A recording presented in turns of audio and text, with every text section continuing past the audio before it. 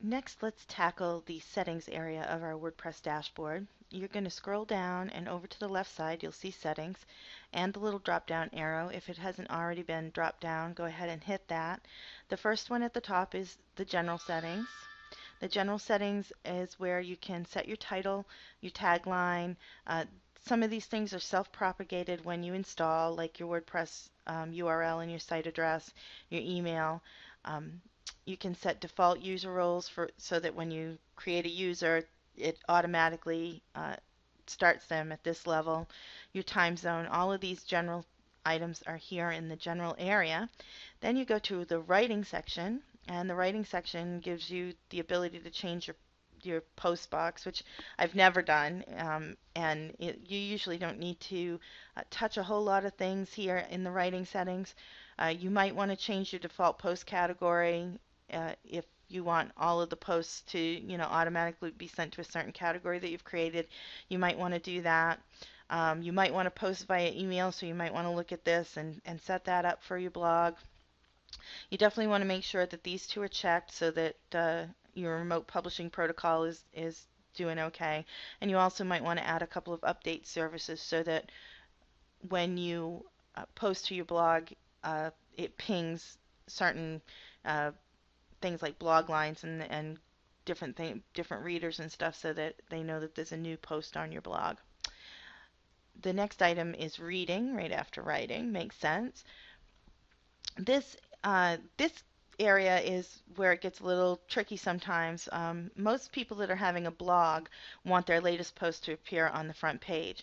However, if someone is using WordPress as a website, then they actually might want to select a static page to be their front page and then have their blog on a separate one. And if that was the case, you would choose a page to be your front page. So you might have one that was called front page, and then you'd want to choose one to be your post page. So you might have created one called blog, a page called blog, and you would choose it here. But in this case, we're going to leave it at your latest post, which if you want your post showing on the very front page of your website, that's where you want it to be. You can choose how many blog pages, how many posts to show at most on that front page, how many posts you want shown in your RSS feed, your syndication feed, and then whether you want full text or summary in that feed, and you can save the changes there. Next, we move on to the discussion area. This is where you take care of all of the items associated with people leaving comments on your site.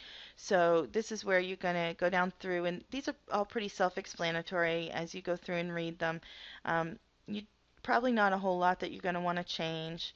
Um, some people decide not to hold their comments for moderation. They just let all comments go directly to their blog posts. Other people like to have it held for moderation, and you can choose that here. So you can just take a look at all of these comment settings. That's where you're going to take care of that.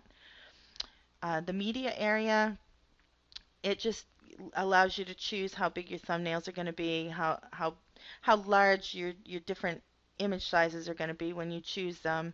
Um, the, some things about embedding videos and stuff from YouTube or items from Flickr, where you're going to store all of the things that you upload, all of the files that you upload. These pretty much are pre-propagated and probably won't need to be adjusted for most people.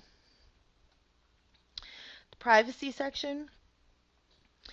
This is where you decide if you want all of those search engines to be able to find you.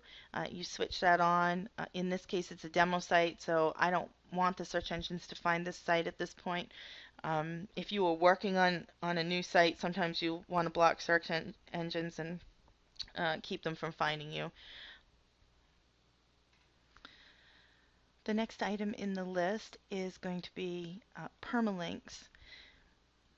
This is something that if you've had your website set up for you, someone has probably already done this, but the default is to give the page number after the name of your site.